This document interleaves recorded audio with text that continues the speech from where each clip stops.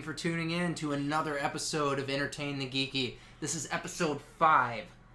The Giant Rant. The Giant Rant. So, earlier today, Roger and I were debating about possible topics to go through today, and the consensus was he comes up with 3 things, I come up with 3 things, and we'll see if they clash. I've not seen his 3, he's not seen mine. It's kind of like our penises. Yeah, except for we're probably never going to see those. I hold out hope. All right, we'll see what happens. All right, so I'm going to let Chris start first with his number 1 topic, because I want to be surprised. Witches, wizards, and warlocks, oh my! What? Yes! Witches, wizards, and warlocks? Oh my! Oh my. So, I wanted to, I don't feel like we've spent enough time talking about some fantasy aspects of what we do. Like, we did a little bit on D&D, but that's like, witches, wizards, and warlocks, that's deep as shit. So do you want to talk about, like, what type of fantasy things we like? Yeah, like, just that, because there's a whole realm there that we haven't really touched on the way that I think we should. Alright, I'm game. So, I mean, and that's even, we could talk about fucking Harry Potter if we wanted to. You know, my wife is a huge Harry Potter fan. Well, and you know that there's a bunch of new shit going on with Harry Potter. Yeah, is it like, okay, I'm confused. Is it a new book? Or is it a play? I think it's both. I think they've done both. Are we getting a new movie from this? I'm sure. Am I gonna see Daniel Radcliffe again? I don't know. Okay, dude, did you see that he's in some new movie called Swiss Army Man? What? No. It looks amazing. So basically, what I've gathered from this is he plays a corpse in the movie. This dude that's getting ready to hang himself finds this corpse washed up on a beach and starts talking to it. Like Wilson? Kind of like Wilson. That's exactly what I was going to say. So he's got his Wilson corpse, and then he finds out that this is super useful. And he's using the corpse to fucking fart and fly like it's a rocket ship and using it to chop wood and stuff. To chop wood? Dude, it's ridiculous, okay. Man. Hollywood, it's an indie movie. I applaud the creativity here. It's perfect. But there was an Avenged Sevenfold song kind of like this, and Daniel Radcliffe's going to come back from the dead, and it's going to be bad. Just bad. It's going to turn into a zombie movie, and then he's going to use the other guy as an axe. That's not what it's like. Daniel Radcliffe is the dead body. All right, I'm going to watch it. And fucking one of the Weasleys is the guy that finds him. So, did Hermione Granger, or whatever you say her name, direct this movie? I have no idea. Emma Watson, isn't that her name? Emma Watson. So yeah, I have no idea if Miss Watson is going to make an appearance or anything like that. I've only seen the previews, and for the most part, I think it's this individual marooned on an island with this corpse that he's using as a Swiss Army knife. Okay, you know what though? Okay, I'm going to go off topic real quick. I just watched a movie Saturday called Standoff with Lawrence Fishburne and Thomas Jane. And how was it? Oh my god, it was the best movie I've seen in forever. So it starts off with Lawrence Fishburne attending a funeral. Okay. And this little girl is there taking pictures. Like, she's not part of the funeral. She's just kind of walking around taking pictures. And Lawrence Fishburne walks up and kills everyone at the funeral. Nice. The 4 people that are there. She takes a picture. Her uncle comes in looking for her after she's ran off. Yeah. Her uncle's looking for her. He sees the uncle, shoots the uncle dead. So he's a hitman. She ends up running to Thomas Jane's house. Thomas Jane grabs her. He's like, what's going on? He gets shot in the foot.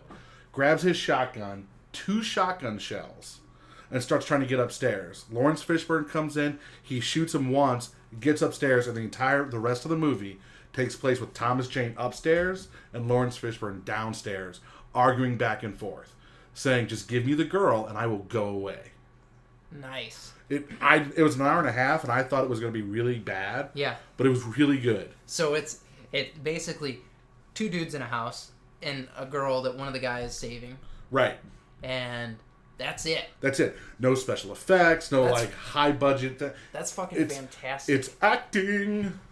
No. Yeah, I know. People don't do that. No, they just survive big jumps. So on that note, there's this video floating around right now of fucking if Michael Bay directed real life. I saw that. Did you watch that? I did watch that. Guys, look up that video. It is true. This is what it would be like if Michael Bay directed real life. Whoever did that, kudos to you, man. That was so creative and awesome. Like, there's a scene where it's a hawk or an eagle or something. Is shooting the mouse. Shooting lasers at this mouse. There's kids falling down and fucking sparks and explosions. It was the cats. The cats did it for me. It's got cats in that, people. We know how you love those. Dude, the whole video is fantastic. It's like 2 or 3 minutes long, I think. Yeah, but worth every second. I actually sat at work today and watched it when I was in the warehouse. I don't want to say where I watched it today, but I did. I saw the shit out of that. You watched it at work like everyone else does. I wouldn't go that far, but I did watch it. They don't know who you are. I post this shit all over Facebook. Yeah, you did. No, By the way, check out our Facebook page. Yeah, please like, subscribe, comment, tell us how much you hate us or how much you love us. We need the feedback. So back to Wizards, no, Witches, and oh my. I feel like that's perfect. Like I just broke either your pen or my pen. It's my pen. See, damn it! I'll replace it. Here you go. No, don't. Tara gets those for free. She's a magician. Ooh. She's a witch. All right. So, what's your favorite fantasy then? I mean, I'm alone and then a model walks. No. Redhead, blonde, brunette. I don't. No. You don't want to go there. No. You don't want to go there? Did I ever tell you about the sexual Neapolitan? No. So it is the creme de la creme of sexual acts. The sexual Neapolitan is having a 4-way with a blonde, a brunette, and a redhead. Okay. Yep. Okay. Yeah. I see where you're going with that. And then you wake up and you roll over and your wife is next to you. She's the brunette. Oh, she's in it. Well, yeah. It would be cheating if she wasn't. Well, I didn't know if, like, in this universe that you created... in my universe, no. It's all characters that don't exist in real life. Well, but hey... Well, I didn't know if it was like, hey, this is... I'm not married in this fantasy. I'm not married in any of my fantasies. Oh, that's not true. I hope she doesn't see this. I hope she does. She'll or laugh. Listen, rather. Yeah, we're not visual. No video here. So, yeah, give me one of your things that you came up with here. All right. Let me turn to the magic notebook here. Miles Morales in Spider-Man: Homecoming. Did you hear this rumor? That's not what's actually happening. Danny Glover is playing a different character. Are we sure? We're sure. Okay. That's already been confirmed. Let's pretend like Miles Morales is in Spider-Man: Homecoming then. Holy shit, dude. Like, honestly, that would open up so many avenues for Sony and Marvel to do some fun stuff. Where that would get hairy is then you'd have the Marvel option of using the Ultimate Universe or whatever. Which Sony doesn't own the rights to. Yeah, I think they just own an individual character's rights. So even if you use Wolverine from the Ultimate Universe, I think you're infringing on Fox's rights to that character. That's kind of what I was wondering, because the new Fantastic Four movie was definitely the Ultimate Fantastic Four. The new Fantastic Four movie was bullshit, and I still haven't seen it. No, it definitely was the Ultimate Fantastic Four. Did you ever read the Ultimate Fantastic Four? Nope. Yeah, it's pretty much that movie. Bullshit. Bullshit. But, no, and then there's also rumors floating around right now that Fantastic Four's rights are gonna go home. Yeah, whatever. Dude, I want it so bad. I don't think you can do a good Fantastic Four movie. You can, it's just you don't fucking put Captain America in it. What? No, hold on. Like, the first Fantastic Four movie wasn't bad. It was fun. It was fun.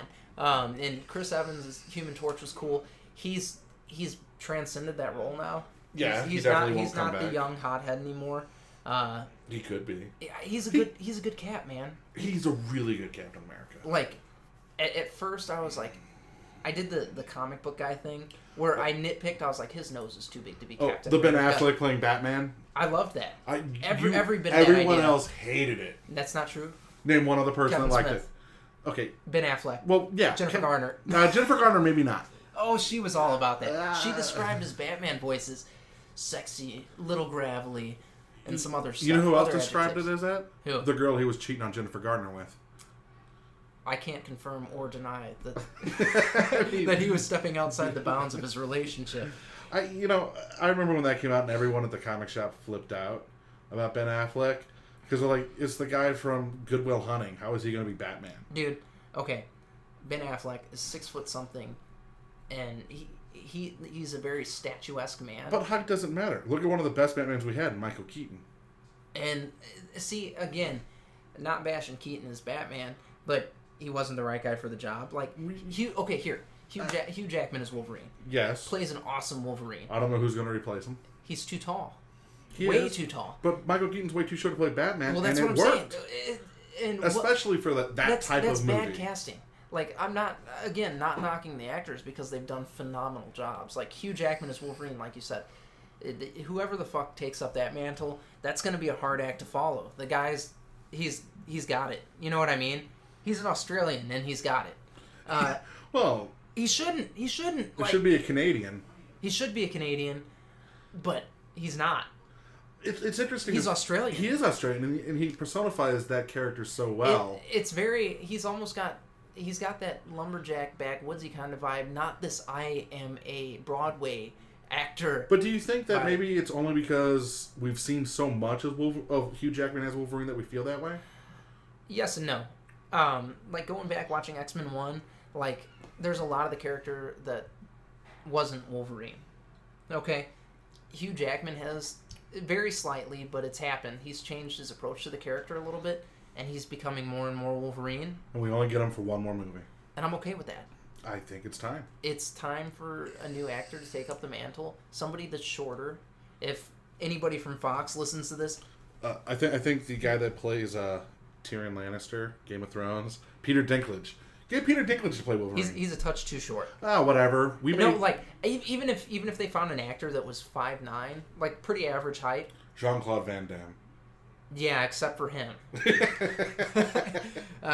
No, they could get, like, an actor that was average height to play that. It's just you can't have the 6'2" or 6'1" man being Wolverine. Wolverine's 5'2" and, like, 250 pounds without adamantium. Right, he's a brick shithouse. He's literally a metric fuck ton. Yeah, I mean, with adamantium, absolutely. The heaviest substance known to man. So yeah. I think when you look at actors and you look at these characters that we love. Yeah.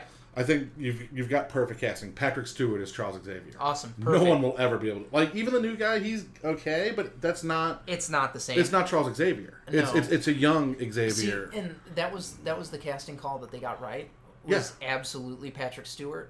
Ian McKellen as Magneto. I totally buy that. I was cool with it. I still hold on to this completely unrealistic image of Magneto as being 6'4" and ripped. But who would you get? Fucking honestly, Ron Perlman could do it. Ron Perlman could, but I'm not saying he'd be perfect. Ron Perlman just does not have. It doesn't have to be an A-list actor, and I think that's where a lot of these franchises go wrong. Really? Hold on.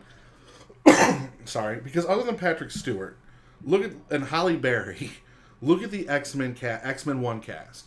You had Ian McKellen, who he was a big actor. Okay, he was a big so actor. Ian McKellen, Halle Berry, and Patrick Stewart, and that's it. But everyone else was kind of check this out. Russell Crowe was supposed to play Wolverine. Yes. So they were looking at big name actors, and for schedule conflicts or whatever, they couldn't take on the role. That's fine. Like, again, I've enjoyed Hugh Jackman as Wolverine. When the next guy takes up the mantle, when the next guy puts the claws on or whatever, I want to see a shorter Wolverine that's like Hugh Jackman busts his ass to be in shape for that role. He did, and he still does. No, absolutely, and I think that's awesome. And like, he took it to a seriously good level with that. If they get a shorter guy to do that, bulk him the fuck up and make him just. J.K. Simmons, have you seen him? Yeah. How ripped he got? He can play Wolverine, like the old man Logan. Old Wolverine. man Logan. Yeah. Well, he's got that grit about him that I think he could rock it. I think.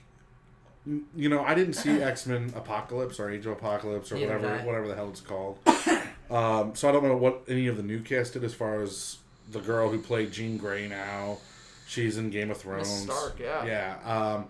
She, not to talk bad about her, but her acting skills, it's just kind of, she's very deadpan to me. I mean, she in Game of Thrones, I'm not insulting anybody that has Fuck it, yeah, we're insulting. But the character, like the first few seasons, there's really no depth to her. No, and it's all bad shit that happens to her. She's a pretty face that, bad things happens to. I think they're getting a little more into her character now. Now the show's got 13 episodes left. Yeah, basically. So, She's getting more now, but she doesn't look like a Jean Grey to me. No, I don't, and I don't really know who in the up and coming world that could play Jean Grey. Obviously, I'm going to say Anna Kendrick because she can play anything. And I think that's more because you have a crush on her than anything. That is my new future baby mama. Your next ex-wife. Next ex-wife, wife number 3 will be Anna Kendrick. Yeah. Okay. Here I'm gonna go to my next. Your next one? Yeah. All right, go ahead. Because we're totally off topic at this point. That's kind of the point of this episode. Okay, so I actually put 4. Oh my God, you broke the rules. We're done. This whole show's over. Okay. I'm gonna let you pick 1 or 2. No, just do it. Just go. All the best reads. Reads as in comics? I'm gonna say comics, but if this transcends into the world of books, I'm not opposed to that. Let's start with comics. I know you're gonna say Sandman. Sandman definitely is. That is how you get into comics. So what is it? Awesome.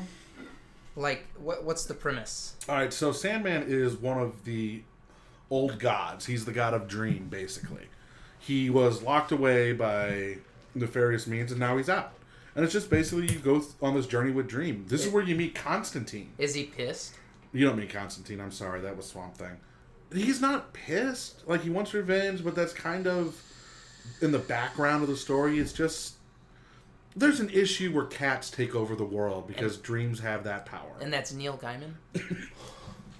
Is that how you pronounce his last yeah, name? I guess. I don't know. He's British. Neil G. Neil G. I've heard nothing but good stuff. Like, for those out there thinking about getting into comics, stay away. We're gonna talk all about the superhero stuff, but stay away from that at first. Actually, for sure. Read the good stuff. Read Sandman. Read Swamp Thing. Read these other books that are just amazing. Look at it hard because it's good stuff. Now, one of the other books that I really enjoyed was Kevin Smith's run on Daredevil. That actually brought the character... You said Daredevil? Kevin Smith's Daredevil run. Oh, yeah. Yeah. I mean, honestly, okay. Joe Quesada on the art. I've got nothing but respect for Mr. Smith. I know, you suck his big, hairy nutsack. I mean, a little bit. I gargle that shit. But he's a comic fan. So he's the type of guy that you want writing your stories because emotionally he's invested in it. Like, I don't want to give anything away about Sins of Our Father, whatever his run of Daredevil is. I can just say if you watch the Netflix show and Daredevil is something you want to read, pick up Kevin Smith's run, read that. Or fucking anything Frank Miller writes. Daredevil. Dude, yeah. Come on. No, but my fear is if you go read Frank Miller's run of Daredevil, and you're trying and you're watching the Netflix show, some of it's going to get spoiled for you. It doesn't matter. Where I don't think you're going to get that with Kevin Smith's run quite yet. No, that's fair. That's fair. But if you're just looking at a good read, Frank Miller, Kevin Smith's the new Daredevil run is really good. I haven't picked up the new Daredevil run. I will say though, anything that Frank Miller wrote, Dark Knight Returns, so good. Even the new run of it, Dark Knight Returns 2 or whatever. I'm picked 3. We're on 3. It's the third. It's the trilogy. Dark Knight Returns. Are we on the third? Yeah, this is the third book. Well, whatever. The newest one. I mean, it's fucking Frank Miller. And it's really. I mean, the guy can't write anything bad. I've bought them, and they're sitting in my pile of books I need to read. Okay. So I haven't read them yet. I like the fact that they kept the same style art from the other 2 books in this. Yeah, that almost noir. Yeah, that noir kind of. It's because it's not straight black and white, but it's got that feel about it. But it's full color, but it's very absence of detail. Yeah, it's very black and white. It's just very, here's Batman, here's what he looks like. Here's a black cape. And go. It's so good. All right, what about you? Recently, oh my god. Okay, so Lock and Key is hands down one of my favorite reads ever. I have not read Lock and Key yet. You are doing yourself a disjustice. It is so good. You've got, basically, the premise is this absolutely horrific unfolding of events takes place, and it involves this family. The dad ends up dead, and the entire family decides to uproot because they need a change of scenery, change of pace kind of thing. And they all go from their house in suburbia to an old family home.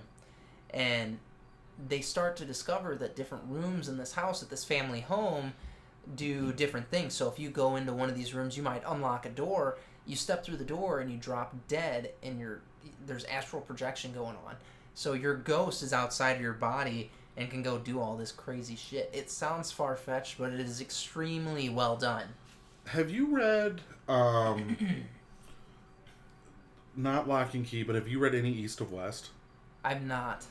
Oh, pick that book up. East of West is good stuff. East of West, post-apocalyptic Western, end of the world, death is the hero. So good. Okay, what, Rumble by Image? I couldn't get into Rumble. Dude, the first few comics, you've got this scarecrow walking around killing motherfuckers. It was a bloodbath. It took was me awesome. It took me back to like 90s comics. Okay. Like when I first picked up Spawn, I just saw the massive violence. Yeah. But I didn't see the storyline behind it that I got with Spawn. There is substance there. It's good. Like they don't give you much at first. Like they try to hook you in with the whole violence thing. But very, very, very fun little read. Have you read Nailbiter? No. Oh, okay. If you like horror movies, if you like Silence of the Lambs and Psycho and that type of stuff, Nailbiter is the book to read. Like, here's what it's about, Chris, in case you don't know. So there's a small town that has produced 19 serial killers. I know the basic idea of and it. the FBI guy is trying to figure it out, and you get lured into the small town mystery. There's a lot of cloak and dagger. Yep. A lot of just how do serial killers come to be. The book is just so good. And actually, there is a scene in the comic that creeped me out. Really? Yeah, it was a very just plain scene, and it was right there. And I shut the book and went, that's fucked. Okay, so check this out then. Chew. Chew's good. Chew's good. Chew it's is good. Fun. Cannibalism, but still lighthearted. Surprisingly, have you read the new Archie? No. The new Archie by Mark Waid? So good! Well, Mark Hamill is doing some shit with Archie. Is he? Yes. Like we're gonna get a movie or something? No. Writing. Really? Like I was listening to a podcast that he actually did with Kevin Smith. Again, with the name dropping. Well, no, it's because only somebody like Kevin Smith could get Mark Hamill to come on his podcast. We'll get Mark. Yeah, we'll get you, buddy. But no, they were talking about Mark Hamill's done some shit with Archie. Really? And I don't know exactly what run it is or anything like that, but I want to get my hands on it. I'll put it like this: Archie's in my pool. Really? Yeah. Like I am buying Archie comics. Damn. It's really that good. That's interesting. All right, now I'll do a superhero favorite. Yeah, let me do one superhero favorite. Do your superhero favorite. Scarlet Spider, Volume 2. Volume 2? With Kane Parker as the Scarlet Spider. You've got an individual who's on the run from the law, trying to go to Mexico, stops in Texas, does not want anything to do with being a superhero, inadvertently becomes this awesome anti-hero. That's an episode we need to do. The best spider run. Oh my god. Like that needs something that we can actually delve into. I'm kind of biased there. Like, I am. Yeah. Yeah. So we need to do that. Yeah, that's fair. All right, we'll save that for another. All right, what do you got? All right. So I'm gonna say this: favorite character death. Now I wrote this thinking about role playing games. Yeah. Like, what is your What is the favorite way that one of your characters has died? But I'm not opposed to it being. Then you turned it into something more broad. Yeah. So favorite character death. Holy you can shit. do a role playing one and then do a just in general. Oh my god. Ooh, he's stumped. I'll tell you mine. We'll start with the role playing game. Okay. It was actually playing Ravenloft in 3rd edition. Okay. I had this heavy dwarf. His name was Faru. Now Faru was dumb as a box of rocks. And he went through but he was a hero. He was a hero. And Faru would try to save this town of whatever it's called in Ravenloft. And he found out that if you're bitten by a werewolf, you will turn into a werewolf and slaughter people. And Faru couldn't have that. Like, he just got bit by a wolf. So he could not have that curse on him. So in a bar, it is told to Faru how werewolves procreate in his mind. How you make little baby werewolves is you bite somebody. And then they become a werewolf. Okay. So Faru takes his sword, and yells to the bar, "I am doing this to save you," and impales himself on a silver sword, killing himself to save the town in his mind. That's pretty magical. My favorite character death. Good God. I don't even know. Like, I really don't even know. Because there's these Blaze of Glory scenes. So, God damn it. Last Samurai, guilty pleasure of mine. Last Samurai's a good movie. Like, really good. The last charge in it, though, where Katsumoto Moritsu gets nuked. Oh. And I'm just like, fuck, that was awesome. It was so good.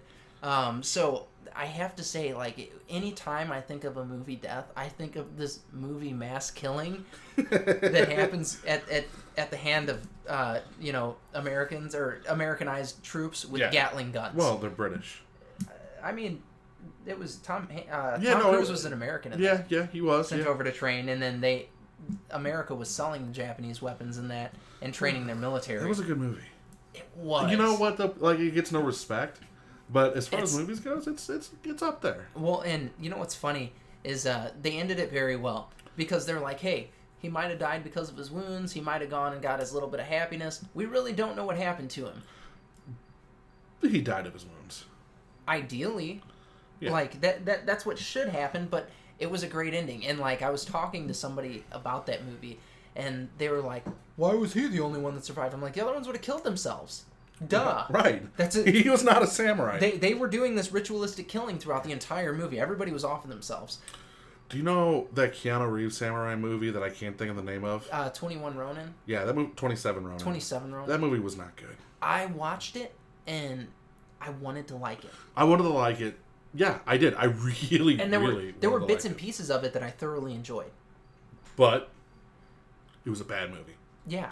Bad. I mean, Keanu Reeves is good. Keanu Reeves is good in everything he does. He is. John Wick, The Matrix. It really doesn't matter. See, I don't even like The Matrix. No, you don't have to like it, but Keanu Reeves is good. I can appreciate the man and what he does. And he's a really nice guy.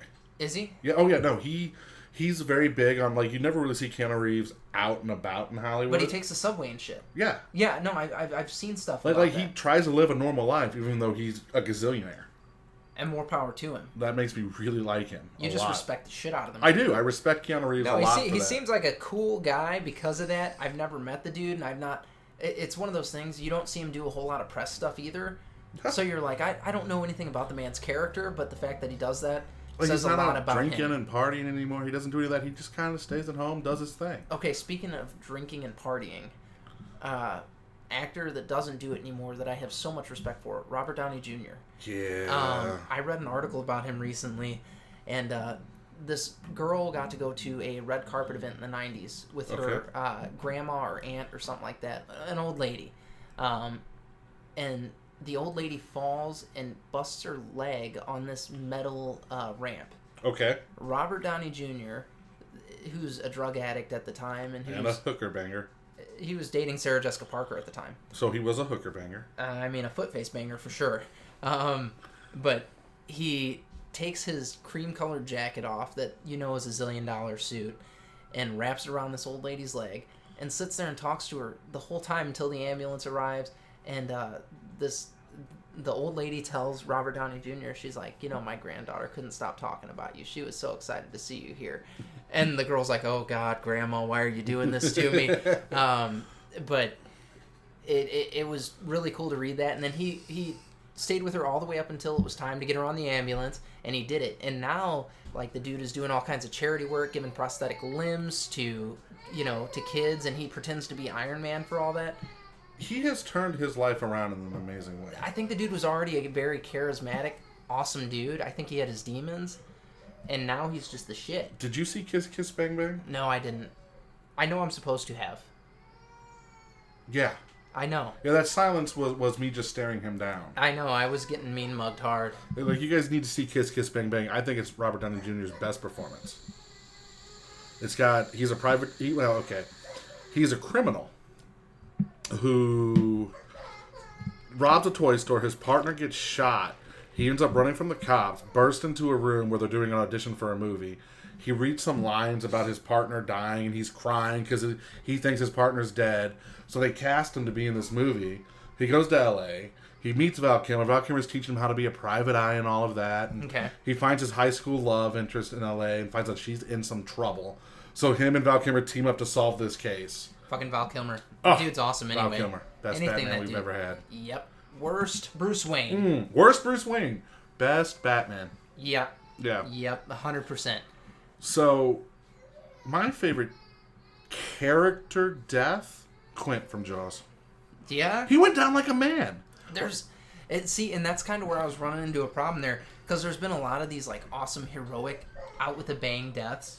Well, I don't know if Quint's death was heroic.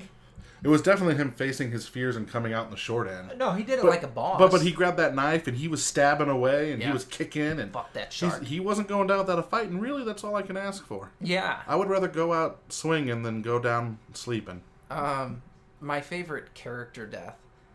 I've not had a character die in anything like that. Then me and you need to play more games because I will kill you so fast. Yeah, probably. My favorite character death that I've heard about. Okay. I don't know what that is either. Really? Really, D&D stories are like big fish stories. They're over embellished anyway. Yeah. And then you add the fantasy aspect to this. Yeah. They all sound great.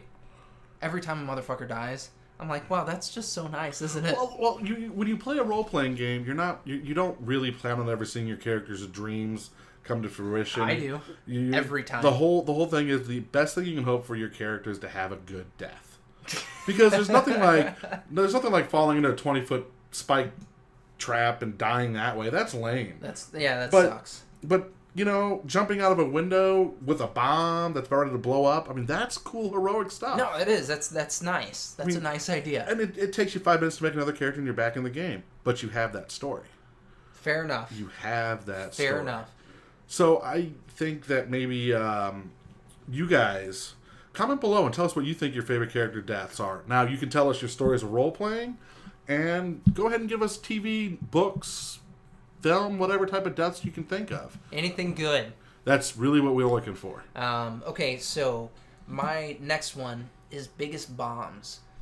So Like movies, Little Boy?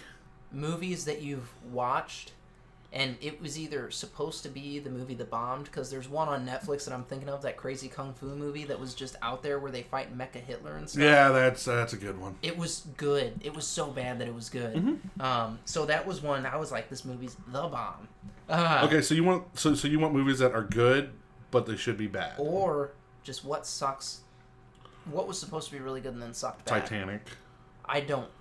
Dude, Titanic sucked really bad. I have never watched that movie all the way through. I've watched maybe a half an hour of it, and I realized the boat sank, so I stopped. I mean, I knew that going into it. Okay, so a movie that was supposed to be really... I'm going to tell you this. 300.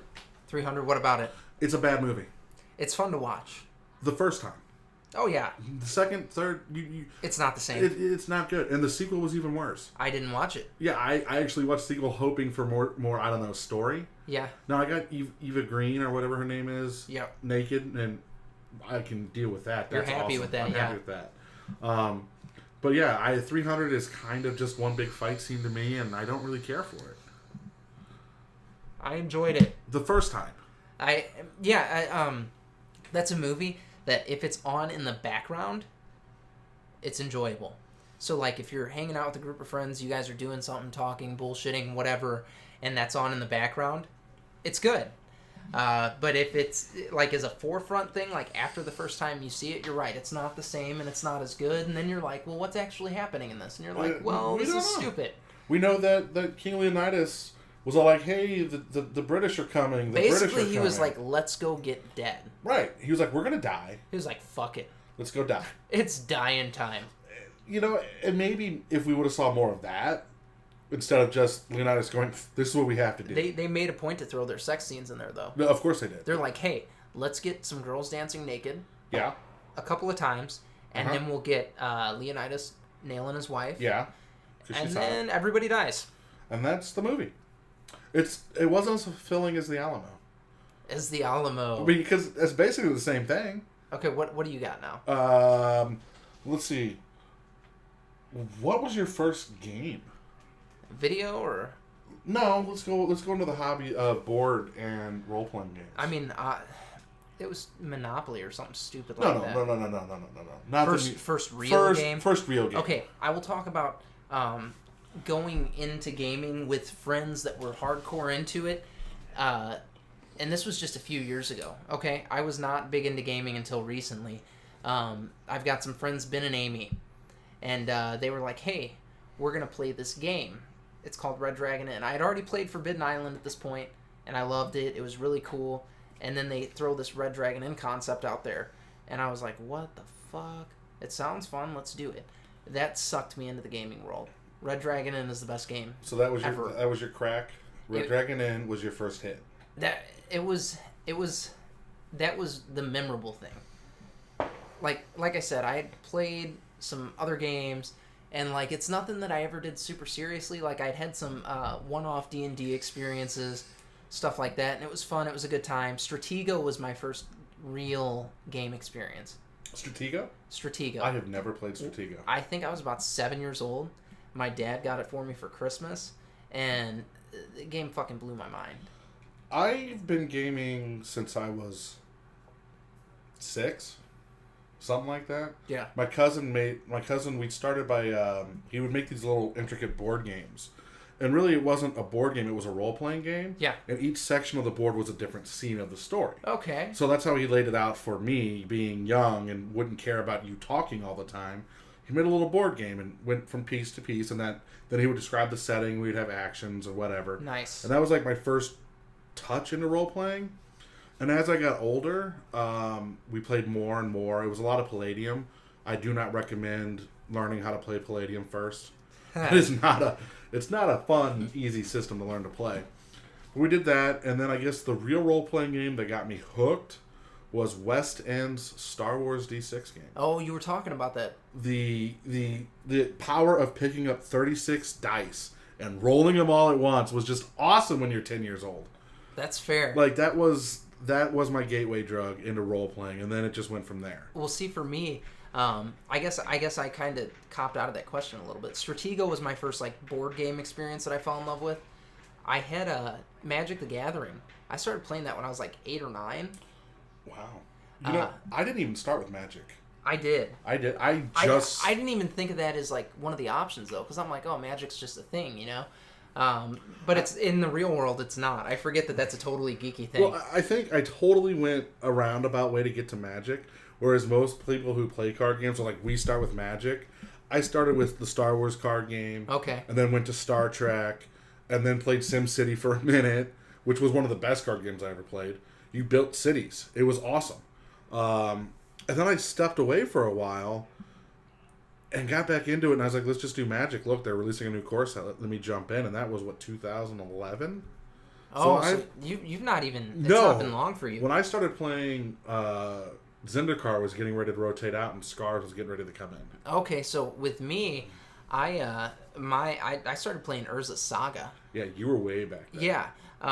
It was way above my head. I went from collecting Pokemon cards, not playing the game, collecting Pokemon cards. So I just wanted these stupid things with pictures so I could trade. And then I go into this super in-depth game. I start playing that. And then 7th edition came out. I bought a shit ton of 7th edition. Onslaught came out. I bought a bunch of Onslaught. I did buy Portal. Legions. I bought a fuck ton of Legions. I bought a box with my buddy. A whole box? It was a deck box, so it was all the starter decks. Oh, yeah. And we sold those. But the Elves deck and the Slivers deck in that, Sliver Shivers, that's what it was called. And then there was a ridiculous Elves deck in it that was very good. And it was, that was it. That was it? And then after that, I took a little hiatus from Magic and like still knew how to play, didn't really mess with it, and I came back to it in 2008. Did I tell you what my new thing is? Huh. Solitary war games. I've hit that level of gaming where I don't want to be bothered with other people playing a game. I just want to sit down and play a game by myself and fuck everyone else. No, like Star Realms, you can do that with that? No, I'm talking like hardcore. Here's a map. You have a little chit with a picture of a tank on it. You're playing battles. Like you're playing World War II by yourself. I don't even know who I'm fighting right now, but I'm fucking him up. I'm killing some Nazis. That's all that matters at the end of the day. All right, I wonder if Germans do that. They're What? like, I'm fucking killing some Nazis. Wow. You're going down, Grandpa. You're going down, Hitler. Maybe. I would like to think that Germany learned the errors of their way, but probably not. I mean, my godmother, full-blown German. She married my uncle, came over from Germany. She's a blues fan. This lady's American as fuck. Well, being a blues fan, yes. With this German accent, thick German accent. It's gotten worse with time, actually. Weird. You'll break your neck. That was Irish. That was very not German. But no, like, I remember one time I was about 6 years old. I was climbing on this wall, and she's like, "Get down from there, you'll break your neck." In her German accent, not this Irish one that I can't do a German accent. But I was like, "You're so funny." And now, like, I see her, and it's worse, and she's like, "Go Blues! Who's gonna go to the parade with me and get schnitzel?" I will go with and your grandma. sauerkraut. I will go, and if the Blues win the Stanley Cup, I will be there with her. Oh, dude, this lady, she's a badass. So yeah, and she goes by Omi. Omi? Omi. That doesn't sound German. I think that's German for grandma. Interesting. And all my cousins, because she's my great aunt. Okay. So my second cousins, I guess, is what they are. They're Omi, and her great grandson calls her Omi, and my kids, I'm like, "Oh, it's just Omi. Call her Omi." Interesting. Yeah. We need to get Omi on here to play some games. I don't, dude. Omi'd probably shit on us. So, all right, real quickly, we talked about video game. What is the video game to you? Not your favorite, not the best. Super Mario 3. Super Mario 3. Super Mario 3 for the original Nintendo. I got an original Nintendo when I was about 5 years old. It was that and Kirby. Nobody knows. Everyone talks about Kirby now like he's a new thing. No, it's no, all no. about Kirby's Dream Land. Oh my god, him I was sucking up stars and shit. God, that was a good game. No, man. Those two, and then I got this Nintendo when the system was on its last leg, phasing out and all that. And my uncle had a friend that had a bunch of old games, so I acquired all these old games. And Excite Bike was one of them. It's a good game. It's fucking so much fun. Nothing happens in it. No, and then you go up a hill. And then you die. So, played the shit out of some Excite Bike. Obviously, duck hunting. I played a bunch of duck hunting. Still want to shoot that damn dog. You can't. They cheat you. But then I was never a big video gamer until I got to be about... I was 16, and I started playing World of Warcraft and Vanilla WoW. And that was shortly before Burning Crusade came out. You lost me. I played the shit out of some Burning Crusade. Didn't cap during Burning Crusade. Took a little break.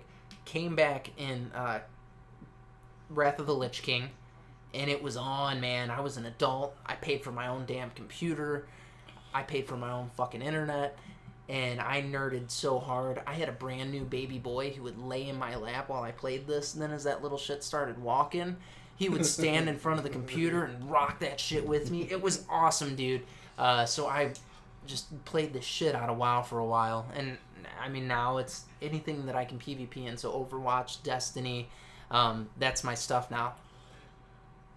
Let's see. For me, looking back, one of the best games that I ever played on the Nintendo was a game called Snake, Rattle, and Roll. Okay. It was done by Rare. It was this weird isotopic thing where you played a snake, Mm-hmm. and you went around, you jumped on enemies, and you had to eat these little balls, and your tail would grow longer. And that's how you left the level, was you had to get a tail so long that you could set on a scale and make the scale say that you weighed enough. Okay. It also was your health. So every time you got hit, you lose a little section of tail. I remember Snake, yeah. Yeah. Snake, Rattle, and Roll was one of those games that me and my brother would play all the time. And they put that on phones back in the old days on the old No. You're thinking of where you're just a big line, and you would just go around the screen, eat apples, and you get bigger.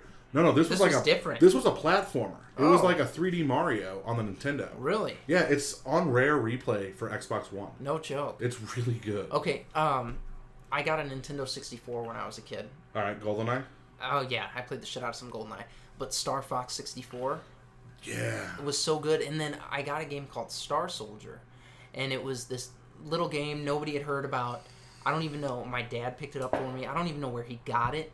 dude, I rocked the fuck out of Star Soldier. There was this game on the old Nintendo me and my buddy used to play in his basement called Blaster Master. Yeah.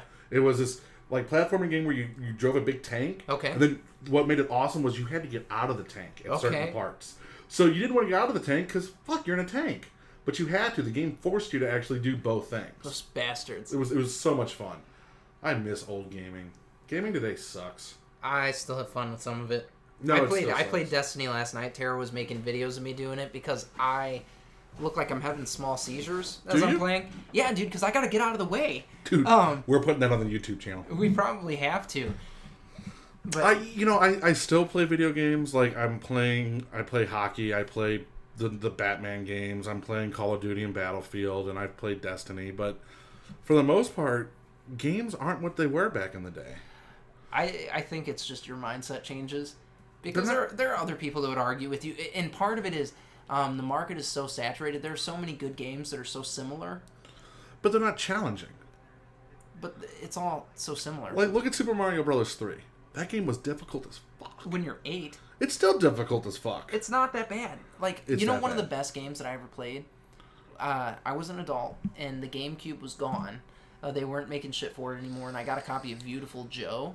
Did you ever play that? Beautiful Joe is good. It was fucking phenomenal. I think hard as a motherfucker. Did you play Eternal Sanctum or Eternal Darkness? I did not. Where the GameCube would fuck with you? No. Like you'd be walking into a room and it would turn the TV, it would turn your volume down. Really? Or you'd walk into a room and it would go back to the loading screen. That's hilarious. Yeah, it was a Cthulhu game where you had a sanity meter. Gotcha. It was really good, really unique, and they need to do more stuff like that for me. Well, that's the... You know, everything right now is a first-person shooter. Uh, That's what it all is. I know. But, like, I guess that's where it's getting kind of boring. I guess I look back at gaming when gaming was like everywhere, where it was, you know, you had your platformers, your racings, your puzzle games, you had all these different types of games, and they were all different and unique, and now it just seems like a regurgitation of the same shit. But, I mean, I think part of the problem now is we have mobile. We do. And those simplified games are the ones that you do on your phone.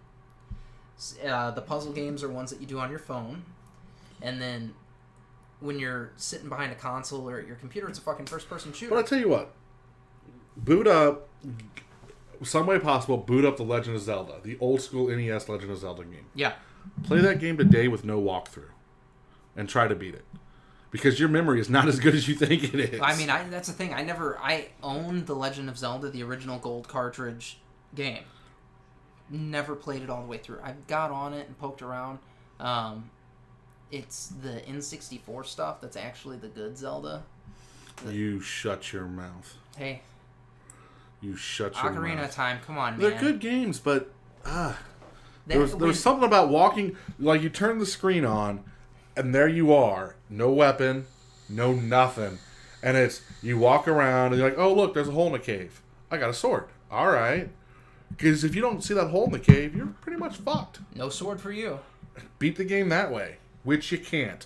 You assholes that say you can beat the game without getting the sword, you're liars. Okay. You need the sword to beat Ganon. And I think that kind of can wrap it up there. Guys, go in the cave Get the sword. and kick some ass. Make sure you beat Ganon. Hey guys, this has been Roger Moss. Chris Parsons. We're with Entertain the Geeky. Make sure you check us out on Facebook. Our website's under construction right now. It'll be up here in a week or so. Yep. Comment below. Tell us what you thought about this episode of us just chit-chatting for a little bit. And always, thank you so much. Yeah, more to come, guys. Like, comment, subscribe.